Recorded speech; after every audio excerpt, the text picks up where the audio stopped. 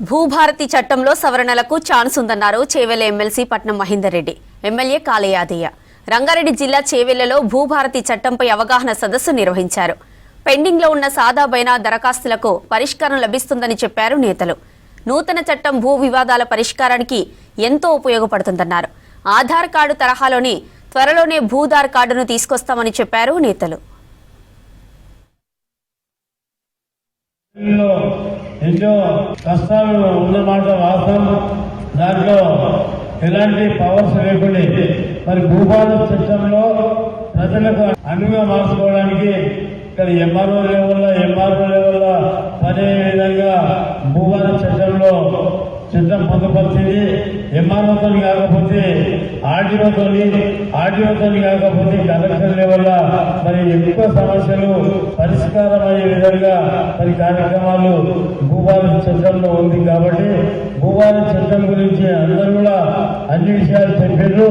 కానీ ధరలో ఉన్నటువంటి కష్టాలు కూడా కలెక్టర్ గారి దృష్టికి తీసుకొచ్చారు. దయచేసి వాళ్ళందరికీ కూడా మీరు న్యాయం చేస్తారని ఆశిస్తున్నాం. మరి ఎంతమంది రోజు మేము కలెక్టర్ ఆఫీస్కి వస్తే అక్కడ రోజు ఒక 10-20 మంది వస్తారు. మీరు అనుకుంటారు అదే ఎమ్మెల్యేకి పని లేదా మొత్తం పర్యటనలో దొరుకుని అనుకుంటారేమో అని చెప్పి మేము రాకుండా ఉన్నటువంటి రోజులు చాలా ఉన్నాయి. ఆ వ్యవస్థ అయిపోయింది కాబట్టి అది ఎంఆర్ఓ పవర్ లేదు, ఆర్డీఓ పవర్ లేదు, కలెక్టర్ పవర్ లేదు.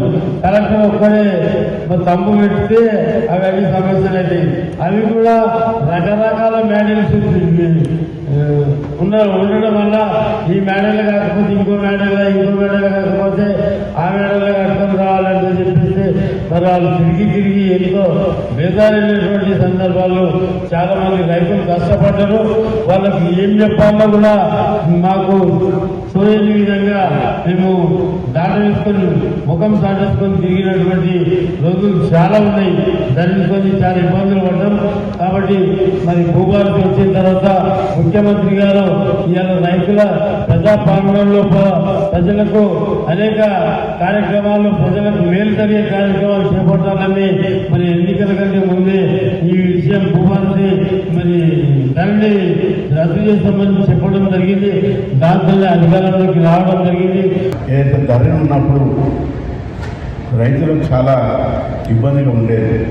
వారు ఏదైనా అప్లికేషన్ ఎంఆర్ఓ పెట్టుకుంటే ఎంఆర్ఓ గారి ఇంకోటి ఆర్డీఓ నుంచి కలెక్టర్ గారికి పోతుంది. కలెక్టర్ గారి దగ్గర సమ్ పెట్టాలంటే 6 నెలలు, 1 year, 2 సంవత్సరాలు కూడా ప్రజలకు ఇబ్బంది ఉన్నటువంటి పరిస్థితులు ఉండేవి. చాలామంది తిరిగి మాకు కూడా ఎమ్మెల్యేలకు కానీ ప్రజలకు చెప్తే కూడా ఏమి చేయలేటువంటి పరిస్థితిలో ఆ ధర్మం ఉన్నది. మరి అప్పట్లో కలెక్టర్ గారి దగ్గర పోవాలంటే కూడా చాలా ఇబ్బందిగా ఉండేది. రైతులంతా కూడా మరి మాకు చెప్తే కూడా కొన్ని సందర్భంలో చేయలేని పరిస్థితులు ఉండేది.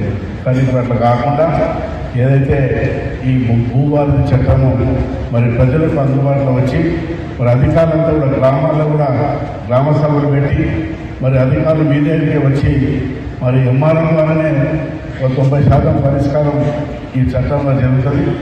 ఒకవేళ ఇంకా ఏదైనా ఉంటే ఆర్డీఓ తర్వాత ఉంటే కలెక్టర్ గారి దగ్గర పోయి చేసుకొని అవకాశం కలిగించింది. కాబట్టి మరి ఎలాంటి ఇబ్బంది లేకుండా మరి ఏదైతే రైతులందరూ కూడా మేలు జరుగుతుంది. కాబట్టి మీరందరూ కూడా ఈ చట్టంలో ఇంకా కొన్ని విషయాలు తెలుసుకొని మీకు అన్యాయం కాకుండా చూడవలసిన బాధ్యత అధికారులు కూడా